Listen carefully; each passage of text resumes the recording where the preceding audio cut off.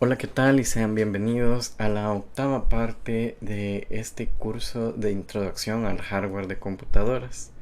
En esta ocasión vamos a dar una introducción a las redes de computadoras.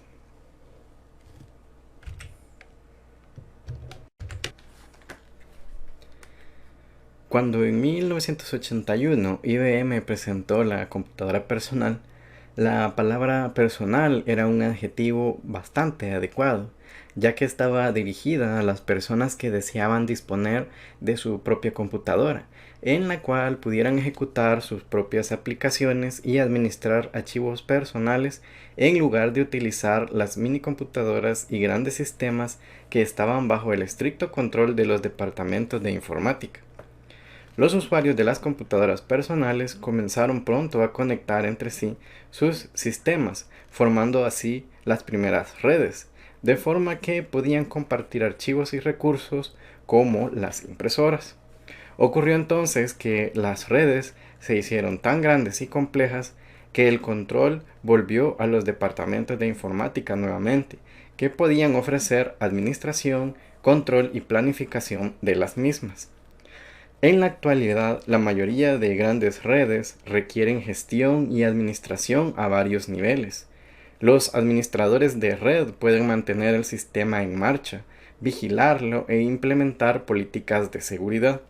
Generalmente, las redes se extienden fuera de la oficina local, abarcando el entorno de una ciudad o uno mayor, necesitando entonces de expertos en comunicación que estén familiarizados con sistemas de comunicación telefónica, con sistemas de microondas e incluso con sistemas vía satélite.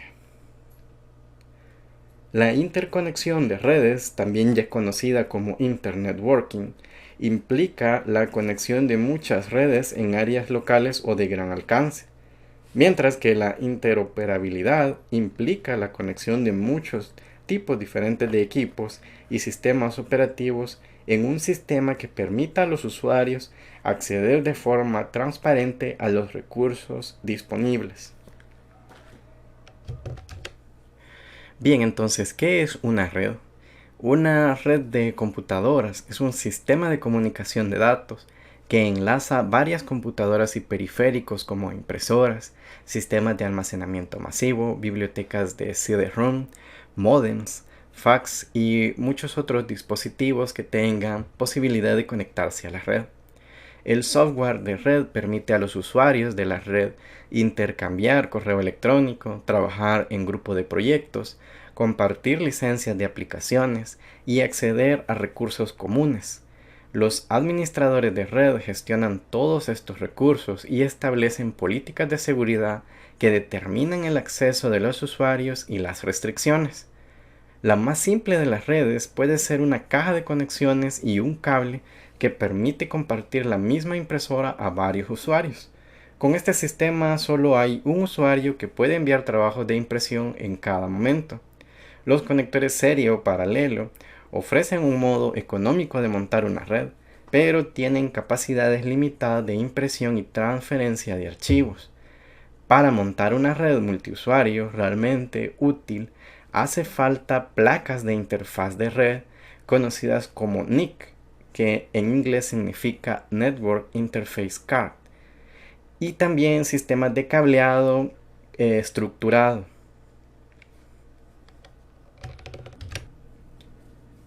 La red de una empresa tiene que gestionar la carga de comunicaciones de varios usuarios a una velocidad determinada. Ethernet, Token Ring y otras tecnologías de redes son capaces de dar a cada usuario un segmento del ancho de banda para que el acceso a archivos y otras actividades de la red sean relativamente instantáneas, incluso cuando otras personas están accediendo a la red. Por supuesto, el tiempo de respuesta de una red va a depender mucho de la velocidad de transmisión de la red y el número de personas que accedan a ella al mismo tiempo.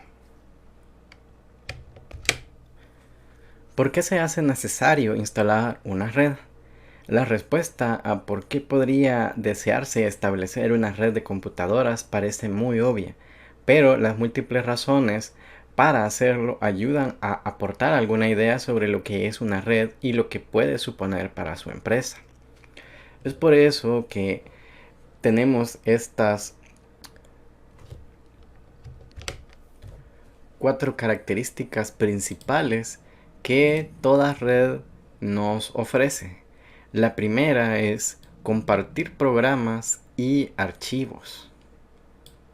Se pueden adquirir versiones para red de muchos paquetes de software populares, con un ahorro bastante considerable si se compara con su costo al comprar copias con licencia individual, como lo veíamos con el software de Ofimática anteriormente, y hablando también sobre el software de Ofimática en la nube. Los programas y sus archivos de datos se almacenan en el servidor de archivos, de forma que puedan acceder a ellos muchos usuarios de la red. Al comprar los programas solo necesitaríamos adquirir licencias para el número de usuarios que van a utilizar la aplicación simultáneamente. Otra también de las opciones que nos ofrece una red es acceder a bases de datos. Las redes son plataformas ideales para aplicaciones de bases de datos y comparación de la información. En este caso estamos hablando de Big Data. Cuando se implementan funciones de bloqueo de registros, varios usuarios pueden acceder simultáneamente a archivos de bases de datos. El bloqueo de registros asegura que los usuarios no podrán editar a la vez un mismo registro o sobreescribir las modificaciones realizadas por otras personas. Otra de las ventajas que nos ofrece una red es la posibilidad de trabajo en grupo. Anteriormente lo veíamos de manera práctica con el Ofimática en la nube, como se los había mostrado con los documentos colaborativos. Hay un tipo de software denominado también groupware o software en grupo, que está diseñado para soportar el método de interacción de grupos de personas en una organización, bien compartiendo correo electrónico o trabajando en proyectos específicos. Con el groupware, las personas ya no tienen que estar organizadas en grupos físicos, sino que pueden formar grupos de personas pertenecientes a áreas geográficamente dispersas, como por ejemplo personas de grupos de ventas dispersas por todo el país que comparten archivos comunes. También resulta más fácil enviar mensajes y correo electrónico a grupos de usuarios. Y por último tenemos la gestión centralizada. Las redes pueden ayudar a consolidar la administración de las mismas. Lo que antes eran servidores departamentales pueden concentrarse en un único lugar donde resulta mucho más fácil realizar las actualizaciones de hardware, las copias de seguridad del software y el mantenimiento y protección del sistema. Los responsables del departamento no pierden el control de sus servidores con esta distribución. De hecho, el mantenimiento se realiza en un departamento central de sistema de información, mientras que los responsables de departamentos mantienen el control de la supervisión del servidor. Esto les permite gestionar las políticas de acceso para las personas que administran o para personas ajenas a su departamento a las que deseen dar acceso al servidor.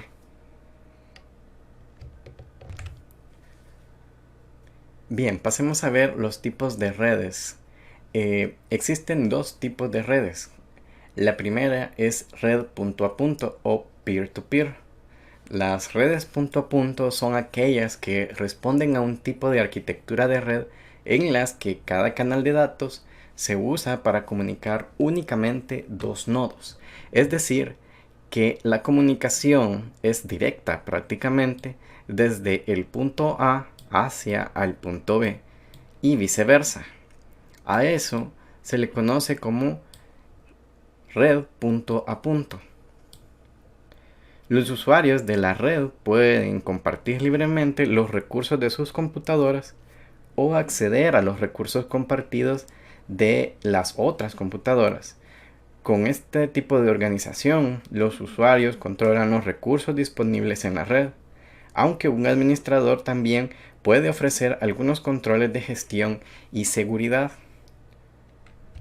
Un ejemplo de intermediario de control y gestión de recursos peer-to-peer son las redes peer-to-peer bajo protocolo P2P. Esos famosos torrent o emule, que son protocolos de comunicación punto a punto para compartir archivos de gran tamaño entre computadoras, es un software de gestión, que nos ofrece control sobre una red punto a punto. Por ejemplo, torrent es un formato de archivo que almacena la información del contenido que se comparte en la red. Básicamente lo que hacemos es descargar un archivo para posteriormente abrirlo con otra aplicación que es capaz de leer esa información y así obtener el contenido. Principalmente se utilizan este tipo de tecnologías para compartir archivos de gran tamaño. Eso sí, también se puede utilizar para comunicaciones de voz, por ejemplo.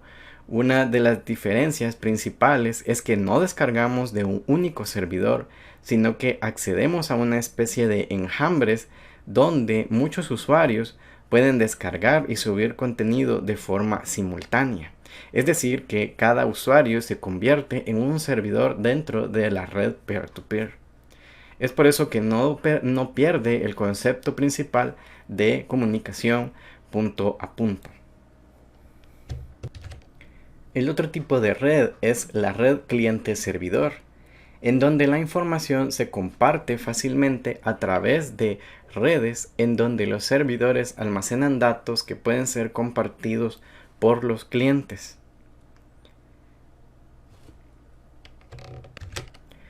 Es decir, que toda la información está centralizada en el servidor y es gestionada por un administrador que establece las diversas políticas de acceso de los usuarios, la seguridad, la protección de los datos, entre otros requerimientos. Una herramienta que poseen los servidores basados en Windows es el Active Directory, o conocido también como directorio activo. El Active Directory es una herramienta perteneciente a la empresa de Microsoft que proporciona servicios de directorio, normalmente en una red de tipo LAN. Lo que es capaz de hacer este directorio activo es proporcionar un servicio ubicado en uno o varios servidores, capaz de crear objetos como usuarios, equipos o grupos para administrar las credenciales durante el inicio de sesión de los equipos que se conectan a una red. Pero no solamente sirve para esto, ya que también podremos administrar las políticas de absolutamente toda la red en la que se encuentra el servidor. Esto implica, por ejemplo, la gestión de permisos de acceso de usuarios, bandejas de correo personalizadas, entre otras cosas. Fundamentalmente está orientada al uso profesional en entornos de trabajo con importantes recursos informáticos, en donde es necesario administrar gran cantidad de equipos en cuanto a actualizaciones o instalación de programas, o la creación de archivos centralizados para poder acceder a los recursos de forma remota desde las estaciones de trabajo. Es decir, es la forma ideal de centralizar muchos de los componentes típicos de una red LAN sin necesidad de ir equipo por equipo y evitando que los usuarios puedan hacer lo que quieran dentro de una red. Básicamente tendremos una especie de base de datos en la que se almacena información en tiempo real acerca de las credenciales de autenticación de los usuarios de una red. Esto permite que todos los equipos estén sincronizados bajo un solo elemento central. Como podemos observar en la gráfica de la diapositiva, el servidor con Active Directory configurado es el que maneja toda la operación de la red. Por eso permite administración, seguridad e interoperabilidad entre todos los nodos de la red.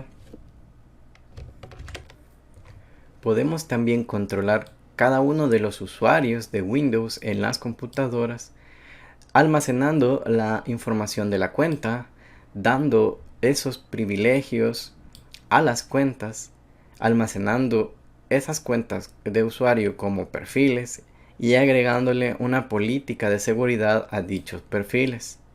También podemos administrar y manejar cada uno de los servicios que se dan en la red, la información de la propia red, las impresoras, los archivos compartidos y todo eso aplicando siempre políticas de uso. También podemos verlos por medio de clientes que se conectan a la red, manejando esos clientes por medio de perfiles, información de la misma red y todo eso aplicado por medio de políticas. Las políticas en Active Directory se conocen como GEPO.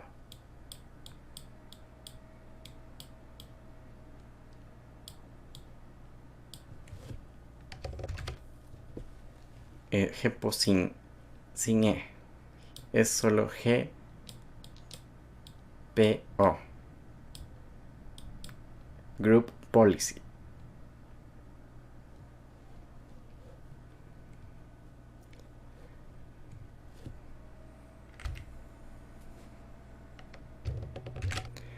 Bien, también podemos clasificar las redes según su distribución física. A medida que crecen las redes, es notorio que las personas que las manejan usan términos diversos, especialmente si se utilizan sistemas de comunicación como líneas telefónicas o microondas y enlaces vía satélite para realizar la interconexión. Es por eso que nace la terminología que se puede utilizar para referirse a distintos tipos de redes según el espacio físico que utilizan. Es por eso que tenemos estas distintas clasificaciones según la distancia que la red ocupa. La primera es la red PAN, que significa Personal Area Network. Utiliza un espacio de 10 metros y generalmente en redes inalámbricas es utilizado el protocolo Bluetooth. Luego está la red LAN, que utiliza 150 metros y que es operado por protocolo Wi-Fi.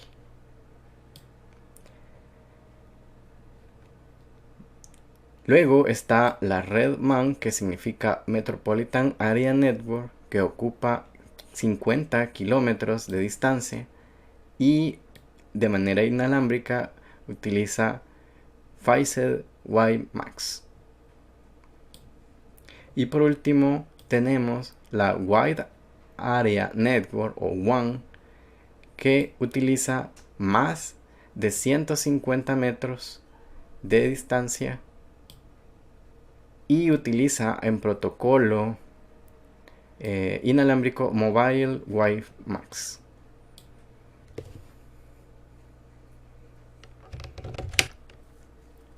La arquitectura de una red viene definida por su topología, el método de acceso a la red y los protocolos de comunicación. Antes de que cualquier estación pueda transmitir por el sistema de cableado, tiene que asegurarse de que no hay otra estación transmitiendo.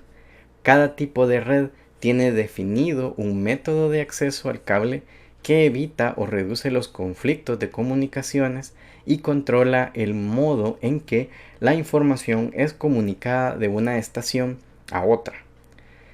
La topología entonces define la estructura de una red. La definición de topología está compuesta por dos partes: la topología física, que es la disposición real de los cables, y la topología lógica, que define la forma en que los clientes acceden a los medios.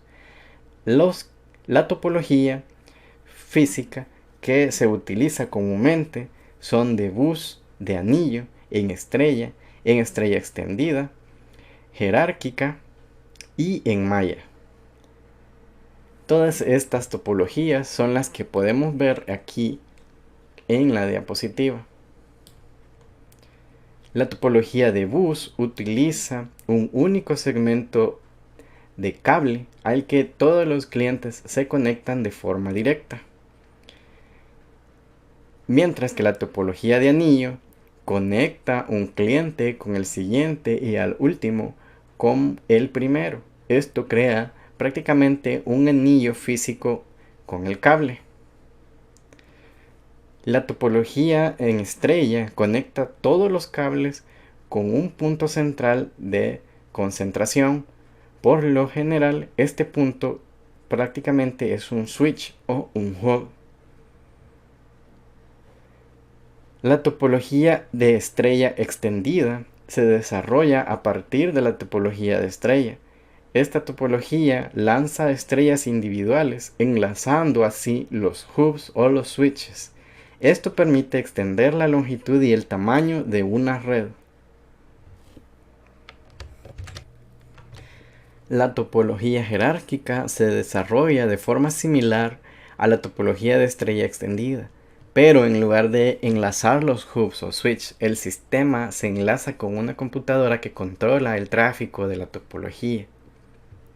Y por último tenemos la topología en MAI, que se utiliza cuando no puede existir absolutamente ninguna interrupción en las comunicaciones. Por ejemplo, en los sistemas de control de una central nuclear. De modo que, como puede observarse en el gráfico, cada cliente tiene sus propias conexiones con los demás clientes. Esto también se refleja en el diseño de la Internet actual, que tiene múltiples rutas hacia cualquier ubicación.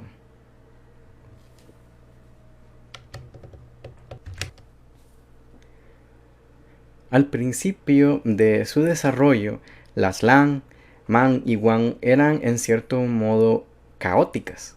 A principios de la década de los 80 se produjeron tremendos aumentos en la cantidad y el tamaño de las redes. A medida que las empresas se dieron cuenta de que podrían ahorrar mucho dinero y aumentar la productividad con la tecnología de red, comenzaron a agregar redes y a expandir las redes existentes casi simultáneamente con la aparición de nuevas tecnologías y productos de red. A mediados de los 80, estas empresas debieron enfrentar problemas cada vez más serios debido a su expansión caótica. Resultaba cada vez más difícil que las redes que usaban diferentes especificaciones pudieran comunicarse entre sí. Se dieron cuenta entonces que necesitaban salir de los sistemas de networking propietarios. Los sistemas propietarios se desarrollan, pertenecen y son controlados por organizaciones privadas.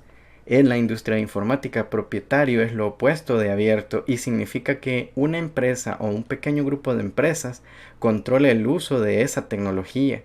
Abierto significa que el uso libre de la tecnología está disponible para todo el que lo desee utilizar. Para enfrentar el problema de incompatibilidad entre las redes y su imposibilidad de comunicarse entre sí, la Organización Internacional para la Normalización, o sea, la ISO, estudió esquemas de red como DECnet, SNA y TCP/IP a fin de encontrar un conjunto de reglas. Como resultado de esa investigación, la ISO desarrolló un modelo de red que ayudaría a los fabricantes a crear redes que fueran compatibles y que pudieran operar con otras redes. Es así como nace el modelo OSI, que es el proceso de dividir comunicaciones complejas en tareas más pequeñas y separadas para comparar con el proceso de construcción. Bueno, podemos compararlo con el proceso de construcción de un automóvil. Visto globalmente, el diseño, la fabricación y el ensamblaje de un automóvil es prácticamente un proceso de gran complejidad. Lo mismo sería la comunicación entre un dispositivo y otro. Es poco probable que una sola persona sepa cómo realizar todas las tareas requeridas para construir un automóvil desde cero. Es por ello que los ingenieros mecánicos diseñan el automóvil, los ingenieros de fabricación diseñan los moldes para fabricar las partes y los técnicos de ensamblaje ensamblan una parte del auto. Así es como funciona de manera explicativa el modelo OSI. Cada capa individual del modelo OSI tiene un conjunto de funciones que debe realizar para que los paquetes de datos puedan viajar en la red desde el origen hasta el destino. Vamos a ver cómo funcionan estas diferentes capas. Estas 7 capas las podemos agrupar en dos grupos. La primera es la capa de medios, la que controla la entrega física de los mensajes a través de la red e incluye la capa de red, la capa de enlace de datos y la capa física. El otro grupo es la capa de host, que proporciona una entrega precisa de los datos entre la computadora hacia el usuario y incluye la capa de aplicación, la de presentación, la de sesión y la de transporte. La capa 7, la capa de aplicación. La capa de aplicación es la capa del modelo OSI más cercana al usuario. Suministra servicios de red a las aplicaciones del usuario. Difiere de las demás capas debido a que no proporciona servicios a ninguna otra capa OSI, sino que solamente a aplicaciones que se encuentran fuera del modelo OSI.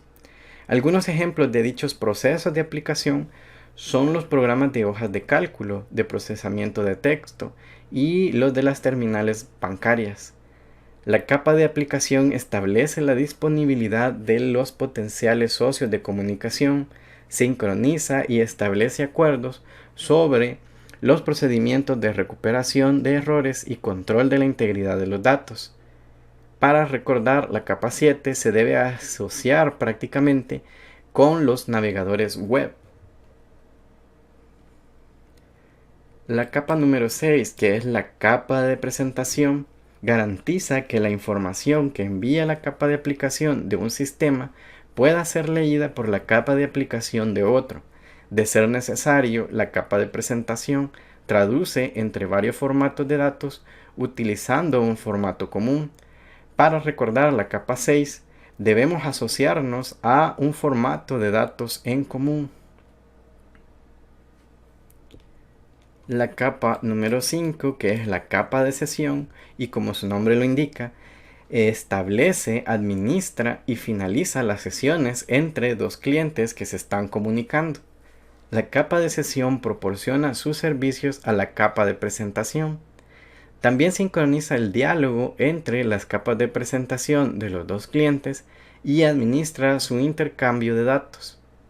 Además de regular la sesión, la capa de sesión ofrece disposiciones para una eficiente transferencia de datos, clase de servicio y un registro de excepciones acerca de los problemas de la capa de sesión, presentación y aplicación.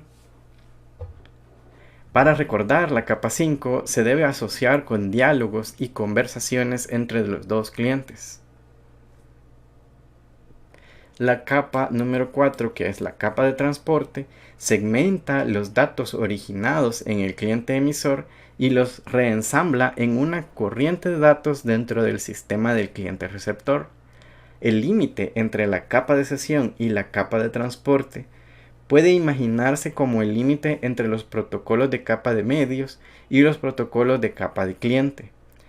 Mientras que las capas de aplicación, presentación y sesión están relacionados con los aspectos de las aplicaciones. Las 3 capas inferiores se encargan del transporte de datos.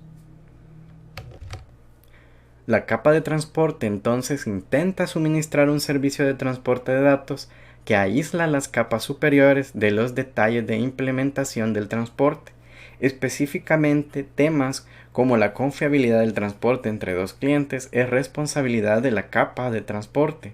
Al proporcionar un servicio de comunicaciones, la capa de transporte establece, mantiene y termina adecuadamente los circuitos virtuales. Al proporcionar un servicio confiable, se utiliza dispositivos de detección y recuperación de errores de transporte. Para recordar la capa 4 se debe asociar con calidad de servicio y confiabilidad. La capa 3 es una capa compleja que proporciona conectividad y selección de ruta entre dos sistemas de clientes que pueden estar ubicados en redes geográficamente distintas.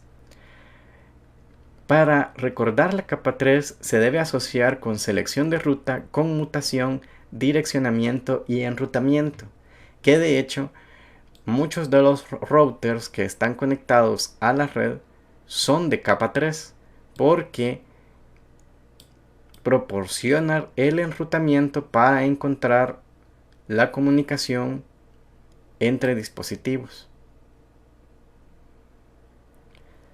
La capa 2, que es la capa de enlace de datos, proporciona un tránsito de datos confiable a través de un enlace físico. Al hacerlo, la capa de enlace de datos se ocupa del direccionamiento físico. La topología de red, el acceso a la red, la notificación de roles, entrega ordenada de tramas y control de flujo. Dentro de la capa 2, capa de enlace, se encuentran los conmutadores, los switches y los puentes de conexión. Y por último, la capa 1, que es la capa física, que define las especificaciones eléctricas, mecánicas de procedimiento y funcionales para activar, mantener y desactivar el enlace físico entre sistemas finales. Las características tales como nivel de voltaje, temporización de cambios de voltaje, velocidad de datos físicos, distancia de transmisiones máximas, conectores físicos y otros atributos similares se definen a través de la especificación de la capa física, es decir, prácticamente los cables y los medios por donde la red circula la información. Es por eso que para recordar la capa 1 debemos asociarlo a señales y medios. Es aquí donde entran los concentradores o hubs y los repetidores.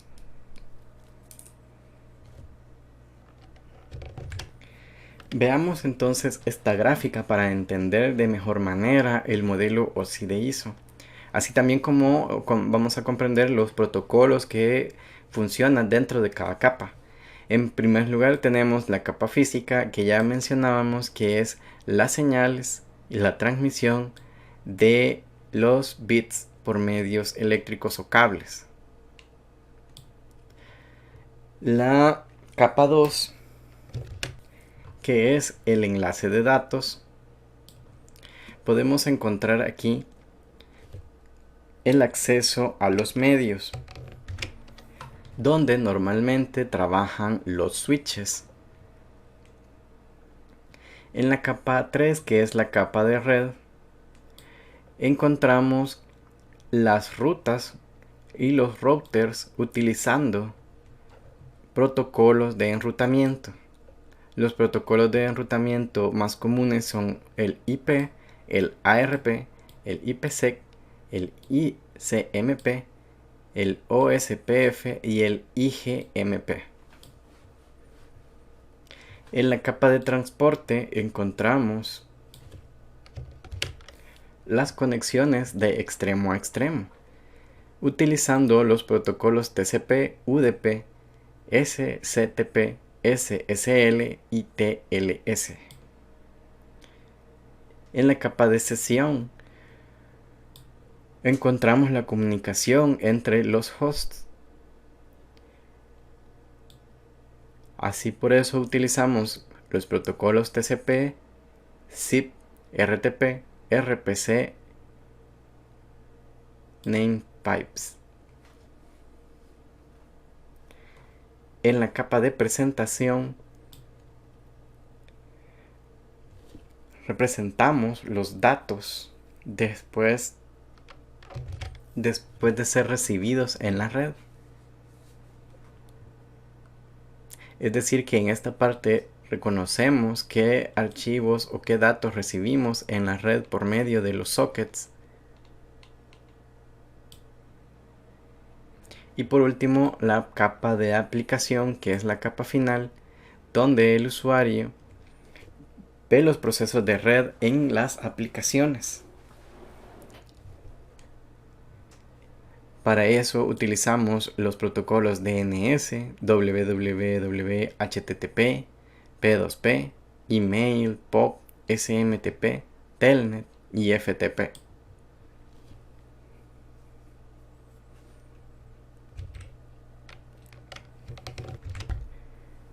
Podríamos decir entonces que el modelo OSI de ISO es una arquitectura de tipo multinivel, es decir, un diseño aproximado que especifica diferentes funciones y servicios por niveles en una jerarquía de protocolos.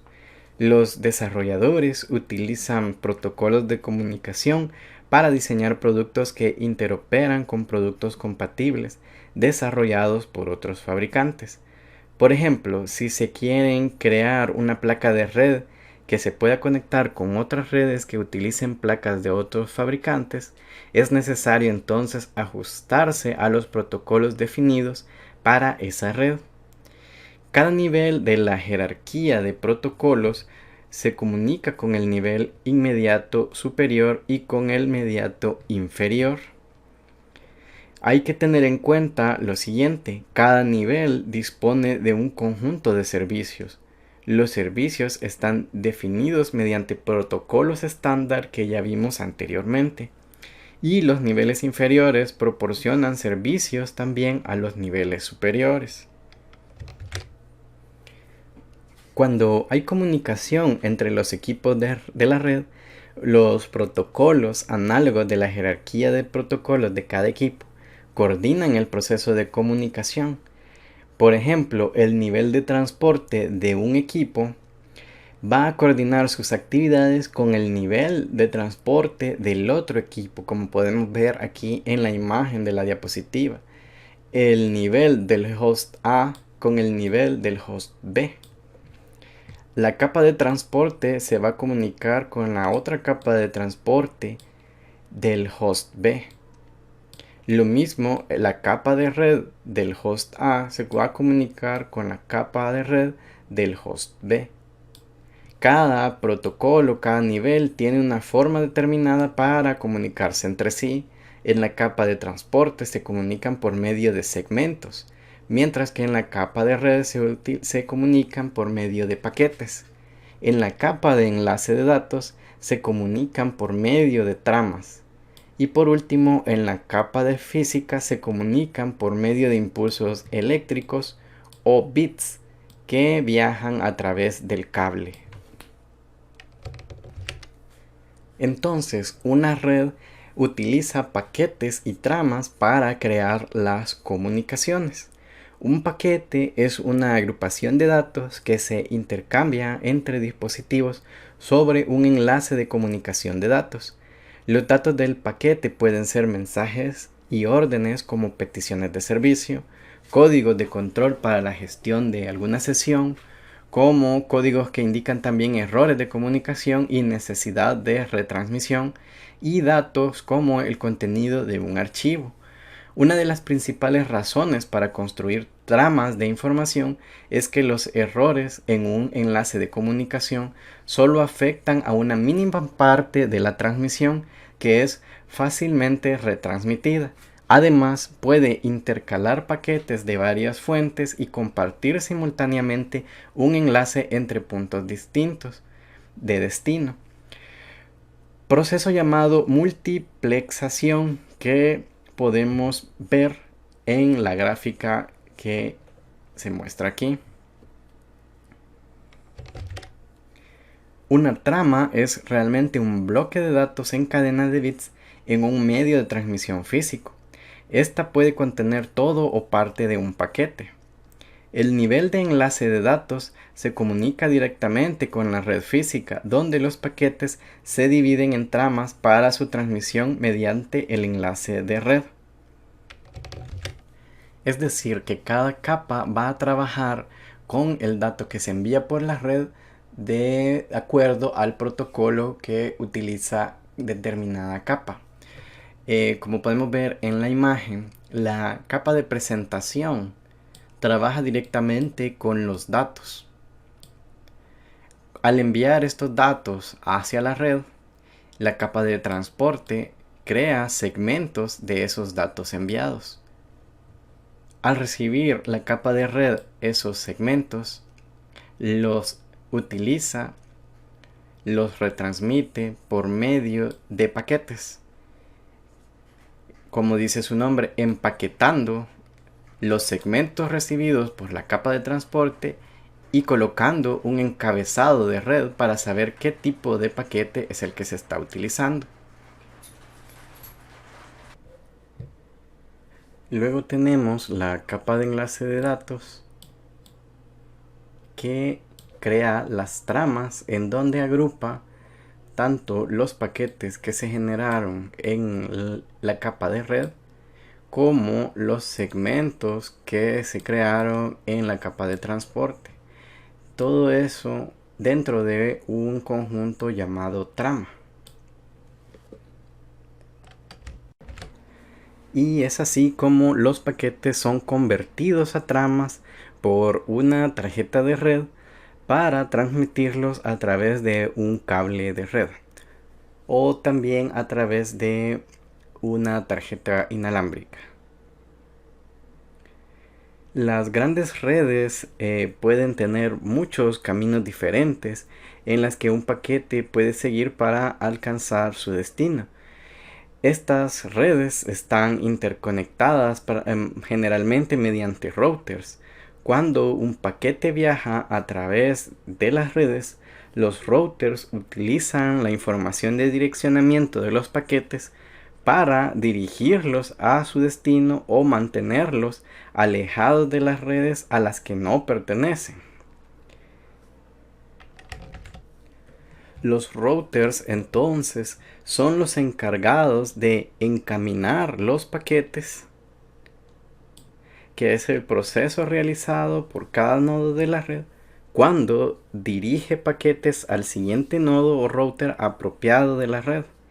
Y también se encargan de filtrar los paquetes, que es el método de ordenación y selección de paquetes, de forma que solo se transmiten los paquetes de un tipo específico y con una dirección específica.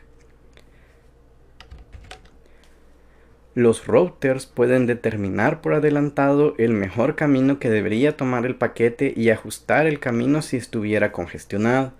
Los routers utilizan algoritmos para determinar caminos eficientes conjuntamente con otros routers de la red. Los administradores también pueden configurar routers manualmente, basándose en el coste o la velocidad de los caminos. Dentro del proceso de transmisión de datos se utilizan diferentes protocolos de red. Los protocolos de red se pueden clasificar en protocolos orientados y no orientados a la conexión. Los protocolos de comunicación son orientados o no orientados a conexiones dependiendo si un programa necesita contactar y mantener un diálogo con el receptor o simplemente envía un mensaje sin contacto previo y espera que el receptor reciba todo en orden. En el método orientado a conexiones, dos conexiones remotas establecen una sesión de comunicación entre ellas de forma que pueden transmitir datos de manera fiable. El método no orientado a conexiones, el emisor comienza a enviar paquetes hacia un destino sin contacto previo. No se establece un enlace de sesión especial que permita una comunicación más fiable. El receptor debe determinar si los paquetes están deteriorados cuando llegan o si se han perdido. Así puede solicitar una retransmisión. Los métodos no orientados a conexiones reciben a menudo el nombre de servicios de entrega de datagramas. Cada paquete de datos es una entidad independiente que viaja en solitario por la red. No existe negociación inicial entre el emisor y el receptor. El emisor simplemente comienza a enviar datagramas. Tampoco existe confirmación de que el destino reciba un paquete. El destino debe determinar si ha perdido un paquete y solicitar una retransmisión. Para realizar esto, la estrategia no orientada a conexiones usualmente es más ventajosa si la transmisión es corta. En transmisiones cortas no es conveniente establecer una sesión como se hace en el método orientado a conexiones, de forma que la transmisión comienza inmediatamente. Además, los errores en las redes modernas son poco frecuentes, de forma que es posible hacerlo sin alguna de las características de fiabilidad del modo orientado a conexiones. Para transmisiones largas, el método orientado a conexiones siempre es el mejor. Esto se debe principalmente a que se establece un circuito virtual o camino a través de la red entre las estaciones. Esto reduce la cantidad de información de cabecera requerida para dirigir cada paquete a su destino y permite más datos por paquete. Bien, dentro de los protocolos que están catalogados como protocolos orientados a la conexión tenemos los TCP, el Frame Relay y el ATM. Mientras que los protocolos no orientados a la conexión se encuentran los IP, UDP, ICMP e IPX. El protocolo TCP/IP es la colección de protocolos de transporte tradicional para sistemas de Internet. Este tiene una gran capacidad en redes de gran alcance y su desarrollo es libre y soportado por el gobierno de los Estados Unidos. Debido a esto, ahora es completamente soportado como un protocolo de transporte por casi todos los entornos de red. Con el TCP/IP soportado en todas partes, la interoperabilidad entre distintos equipos también se ha incrementado. Los objetivos del desarrollo de la colección de protocolos TCP/IP era permitir la comunicación entre una variedad de equipos independientes de varios fabricantes. En 1983, los protocolos TCP/IP llegaron a ser el mecanismo de transporte oficial de la red del Departamento de Defensa de los Estados Unidos, que evolucionó hacia un sistema de redes interconectadas que abarca toda la Tierra actualmente. El TCP/IP continúa actualmente su evolución y uno de los aspectos más importantes de su desarrollo fue el programa de verificación y certificación llevado a cabo por el mismo gobierno estadounidense para asegurar que los desarrolladores se encontraran con estándares TCP/IP publicados que estaban disponibles al público en general, con un acuerdo de licencia libre. Esto aseguraba que los desarrolladores no alterarían el estándar para fijar sus propias necesidades, provocando una posible confusión en el resto de la comunidad. Hoy la utilización de esta pila de protocolos asegura virtualmente interconexión de redes e interoperabilidad entre los equipos. Bien, entonces TCP/IP es una colección o pila de protocolos que trabaja en las distintas capas del modelo OSI, como lo veíamos en el modelo OSI, en la gráfica del modelo OSI anterior. Los más importantes son el UDP y el TCP, que es el encargado de la capa de transporte, la IP, que es el capa de Internet, la ARP y la Ethernet para controlar el acceso a la red.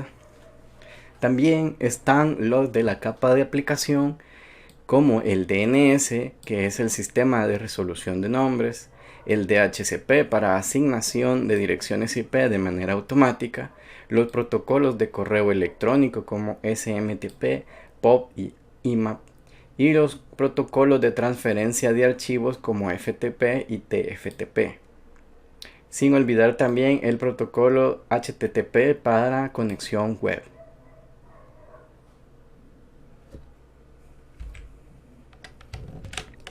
Bien, pero dentro de la pila de protocolos TCP/IP, los más importantes son dos, el protocolo TCP y el protocolo IP. Su trabajo es muy importante a la hora de transmitir datos, porque TCP divide la información en paquetes o tramas, como lo habíamos visto anteriormente, mientras que IP encamina e etiqueta cada paquete para que no se pierda durante la transmisión de los datos. Es por eso que la pila o conjunto de protocolos lleva el nombre de TCP/IP, porque estos dos protocolos son los protocolos más importantes dentro del conjunto de protocolos que utiliza la transmisión de datos de una computadora. El IP es un protocolo de comunicación sin conexión que proporciona un servicio de datagrama. Los datagramas, como se mencionaron anteriormente, son paquetes de información autónomos dirigidos por routers, basándose solo en las direcciones y la información de una tabla de enrutamiento contenida dentro de los mismos routers. Los datagramas pueden direccionarse a un solo nodo o a múltiples nodos. No existe control de flujo, reconocimiento de recepción, verificación de errores ni secuenciación. Los datagramas pueden recorrer caminos distintos hacia el destino y por tanto llegar fuera de secuencia. La estación receptora es la responsable de la reordenación y de determinar si hay paquetes perdidos. El IP maneja la congestión mediante el simple descarte de paquetes. La reordenación y el manejo de errores son realizados por los protocolos de nivel superior, no por el mismo protocolo IP. De esta forma, el IP es rápido, eficiente y bien adaptado a las redes modernas y sistemas de telecomunicación que ya proporcionan servicios relativamente fiables. El IP se utiliza sobre diversas redes locales y de gran alcance. Cuando se ejecuta el IP en un entorno LAN o en una red Ethernet, por ejemplo, el campo de datos de la trama Ethernet contiene el paquete IP y un campo específico de la trama indica que se incluye la información de IP.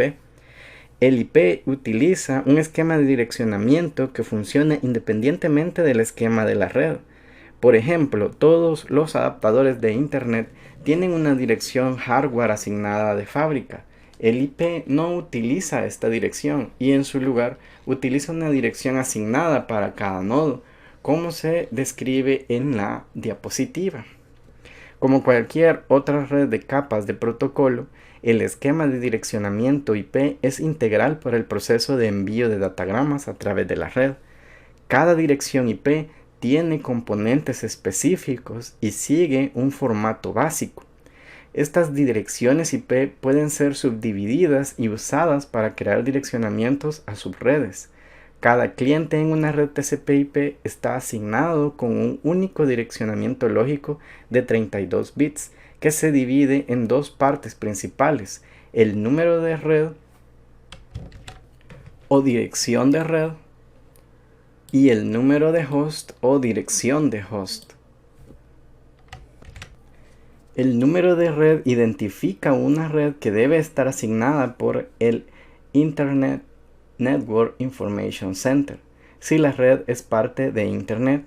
Un proveedor de servicios de Internet o ISP puede obtener los bloques de direccionamiento de red desde la Internet y puede por sí mismo asignar un nuevo espacio de direccionamiento como se requiera.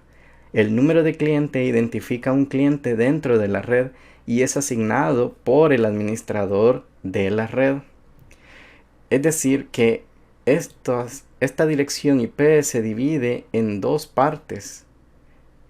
Una dirección IP está formada por 4 octetos. Los primeros 2 octetos son los octetos que dicen qué red es la que tiene el equipo, mientras los otros 2 indican cuál es el host que se conecta a la red. Recordemos que un octeto son 8 bits. Es por eso que esta dirección en el primer octeto son 8 bits de transmisión de datos.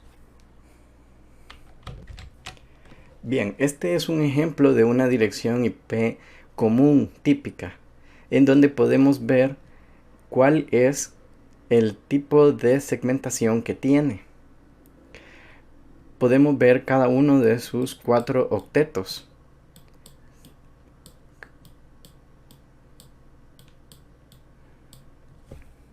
Cada octeto está conformado por 8 bits. También podemos observar que esta dirección IP es de clase C. Y eso lo podemos determinar por el tipo de dígitos que tiene la dirección IP. Más adelante vamos a hablar acerca de las clases de direcciones IP y cómo identificarlas, ya que estos tres octetos identifican en la clase C la red, mientras que el único octeto final identifica al host.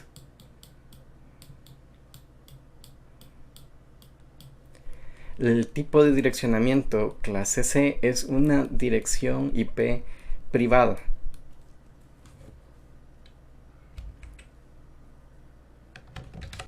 Bien, para que entendamos mejor cómo es el direccionamiento IP, recordemos que en una IP de clase C, los primeros tres octetos significan en la red en la que pertenece el equipo, mientras el último es el host. Hay que tener bien en claro esto, porque así vamos a conocer cuáles máquinas se pueden comunicar y cuáles no.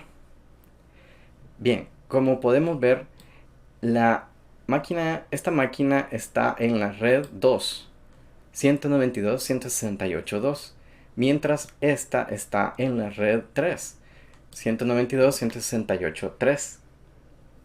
Por ser que están en redes distintas, las máquinas no se van a poder comunicar entre sí. Pero la 192.168.2.100 sí es capaz de comunicarse con la 192.168.2.101, porque esta máquina está en la red 2.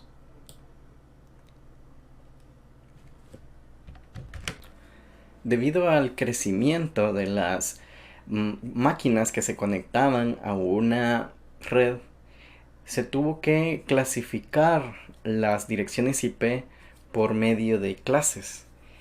Así podíamos conectar más computadoras a una determinada red. Es por eso que por convención se dejaron que las direcciones IP de clase A y clase B eran las que se utilizaban para conexiones de Internet conocidas como IP públicas.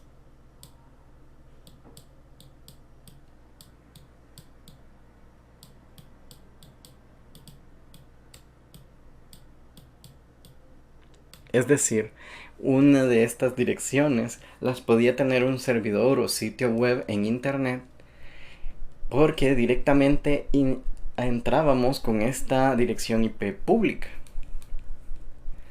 Mientras que la dirección de clase C se consideraba para redes pequeñas o privadas. Es por eso que las direcciones de clase C se les conocen como IPs privadas.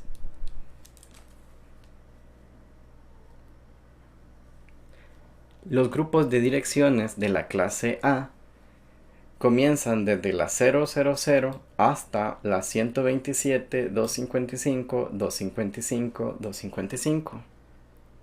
El identificador de red es el primer octeto y los últimos tres son los de host. En el clase B, los primeros dos octetos son los de red y los últimos dos son los de host.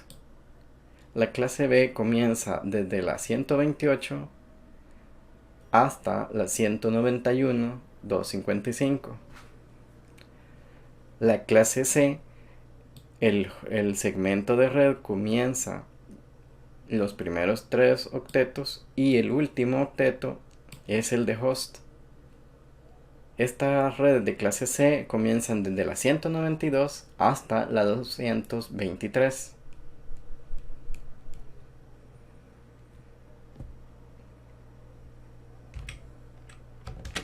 Para comprender mejor la aplicación de las clases de direcciones IP, veamos esta tabla en donde nos marcan cómo utilizamos las distintas clases de direcciones IP. Como lo habíamos mencionado antes, las clases A y B se utilizan para redes grandes y redes medianas, la mayoría de las veces utilizadas en conexiones a Internet. La clase A nos permite cantidades de redes de 128 y es capaz de incluir en él hasta 16.777.214 hosts conectados, mientras que la clase B tiene una cantidad de redes de 16.384 y nos permite conectar la cantidad de hosts de 65.534. Pasándonos entonces a la clase C, que son las redes privadas, nos permite tener una cantidad de redes de 2097.52 y una cantidad de hosts conectados de 254. Es por eso que están utilizadas y contempladas para redes pequeñas. Mientras la clase D y E son utilizadas para conexiones multicast y para investigación de interconexiones. También tenemos unas IPs especiales como la 127.0.0.0 que están reservadas como dirección de loopback y que se utilizan para verificar el correcto funcionamiento de los sockets de red de un sistema operativo. En 1981 se creía que el direccionamiento IP iba a ser más que suficiente para solventar la necesidad de conectar todas las computadoras en el mundo, pero se dieron cuenta de que el crecimiento de los equipos que se conectaban cada vez a la red iba creciendo de manera exponencial. Es por eso que en 1998 se implementó la IP versión 6, debido a que prácticamente los servidores los proveedores de servicios de internet se estaban quedando sin direccionamiento IP para ofrecer IPs públicas. Con direccionamiento IP podíamos tener una cantidad de 4.300 millones de direcciones, mientras que con la dirección IP versión 6 podemos tener 7.9 por 10 elevado a la 26 direcciones.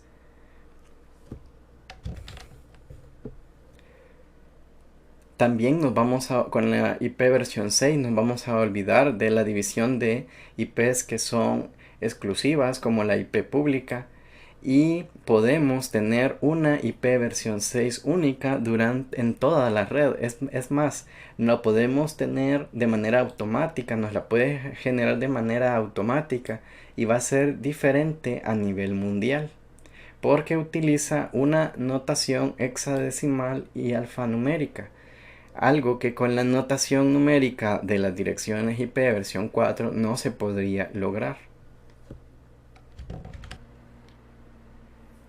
Bien, pasemos a ver entonces los comandos de red básicos que vamos a utilizar para realizar pruebas de conexión en una computadora. El primero es el comando ping. Con él podemos verificar si hay una conectividad entre una terminal y otra. Cuando utilizamos el comando ping, vemos si el paquete ha llegado hacia el destino en el que estamos realizando el ping.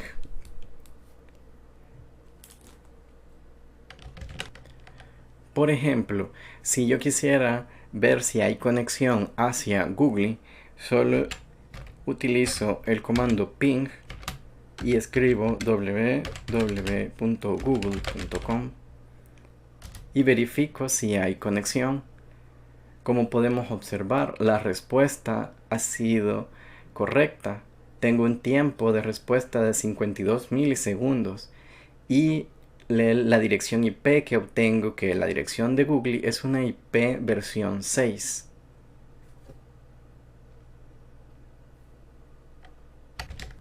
El siguiente comando es ipconfig. Con él vamos a ver la configuración de red que tenemos en nuestra computadora. Para ello simplemente ponemos ipconfig y damos enter y podemos ver la configuración de nuestra tarjeta de red. Yo estoy conectado por medio de una red inalámbrica y estoy utilizando la dirección IP versión 6. También tengo una dirección IP versión 4 configurada que está dentro de las redes clase C.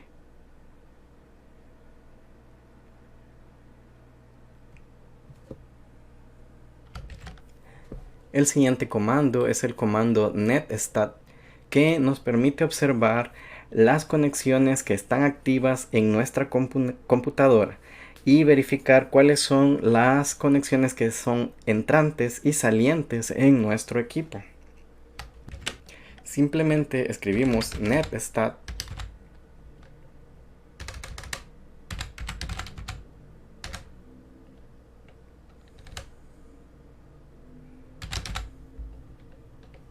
y damos enter. Y el comando va a comenzar a verificar las conexiones que tengo establecidas en mi computadora. Puedo ver cuál es la dirección local, mi dirección IP, qué puerto es el que está abierto y qué protocolo es el que se está utilizando. Y esta es la dirección remota a la que estoy conectado por medio de protocolo HTTPS.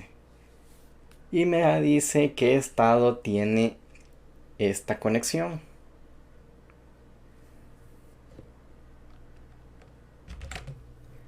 El siguiente comando es el comando patping, que lo que realiza es un similar al ping para verificar si hay conectividad, pero a la vez me dice por cuántos routers paso para llegar a nuestro destino.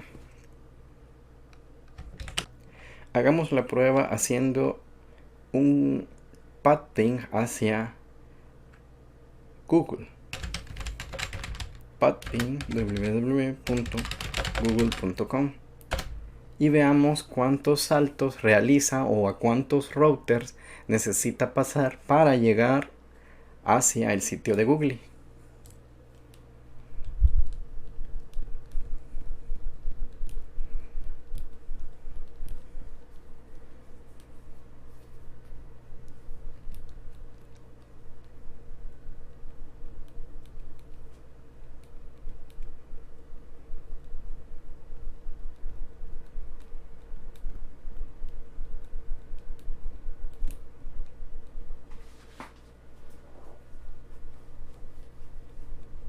Bien, ya podemos ver que la traza ha concluido y prácticamente solo se ha realizado un salto, es decir que pasamos solo por un enrutador.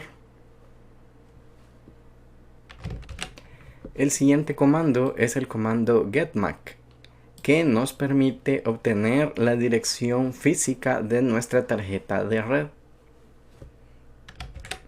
Para ello simplemente escribimos getMAC y damos enter.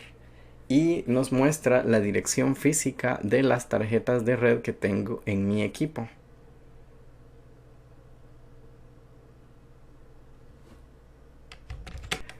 El siguiente comando es el comando nslookup, que nos permite realizar una resolución del servicio DNS. Bien, para eso, supongamos que yo no sé cuál es el servicio que se está dando en una determinada dirección IP. Es decir, por ejemplo, yo sé que la dirección IP 8.8.8 es la dirección IP de Google, pero por motivos de prueba lo vamos a utilizar con el comando nslookup para que me resuelva la dirección IP y me dé el nombre de ese equipo en el DNS. Entonces le voy a dar nslookup 8.8.8 y le doy enter. Y me dice exactamente que el nombre es dns.google y que está asignada a esta dirección IP 8.8.8. Este comando nos permite conocer el nombre del equipo en la red mediante resolución de DNS. Y por último tenemos el comando netsh, que es un comando muy importante en la terminal porque podemos realizar muchas configuraciones de red desde la consola. No vamos a ampliar mucho la información de este comando porque es muy extensa, pero vamos a mostrar qué opciones son las que podemos realizar dentro de este comando. Para ello ponemos netsh y damos enter y ya estamos dentro de la shell de netsh. Solo les voy a mostrar qué es lo que podemos trabajar dentro de este comando. Voy a usar el signo de interrogación y doy enter. Bien, con este comando podemos hacer lo siguiente. Podemos configurar clientes de DHCP, configurar clientes de DNS. Podemos también configurar firewall. Podemos configurar la interfaz o nuestra tarjeta de red. Podemos configurar ciertas características de una red LAN en la que nos conectamos. También podemos configurar características del NetBIOS. También podemos configurar características de las redes punto a punto, P2P, que habíamos mencionado anteriormente. En fin, este comando nos da muchas herramientas para trabajar con la red desde la consola. Aquí podemos configurar, eliminar y reorientar las conexiones en nuestro equipo. Como recomendación, es bueno documentarse bien sobre el uso de este comando. Como recomendación, documentarse sobre este comando porque es muy extenso y hablar de él nos llevaría prácticamente todo un video. Bien, por el momento nos vamos a quedar hasta aquí con este video. Para la próxima entrega vamos a hablar acerca de cableado estructurado.